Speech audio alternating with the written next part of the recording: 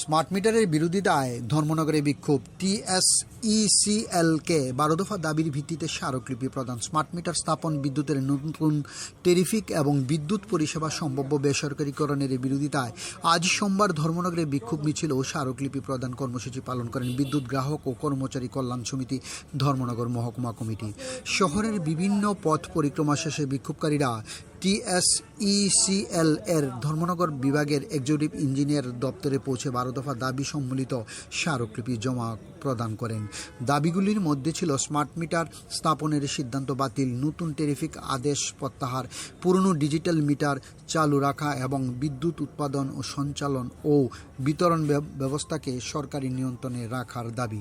এছাড়া নিরবিচ্ছিন্ন বিদ্যুৎ পরিষেবা, শূন্য পদে নিয়োগ, দুর্ঘটনাগ্রস্ত কর্মীদের বিনামূল্যে চিকিৎসা, টিএসইসিএল কর্মীদের সার্ভিস রুল কার্যকর, বিদ্যুৎ সংশোধনী বিল 2025 প্রত্যাহার এবং বিদ্যুৎকে মৌলিক অধিকার হিসাবে স্বীকৃতির দাবি জানানো হয়। সংগঠনের নেতারা বলেন, দাবি পূরণ না হলে আগামী দিনে বৃহত্তর গণ আন্দোলনের গড়ে তোলা হবে।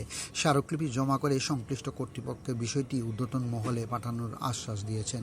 খোয়াই টাইমস বাংলা ধর্মনগর প্রতিনিধির প্রতিবেদন। আমরা ডেপুটেশনে মিলিত হই। এই ডেপুটেশনে মিলিত হওয়ার একাধিক কারণ আছে। এর মধ্যে গুরুত্বপূর্ণ কারণ হলো যে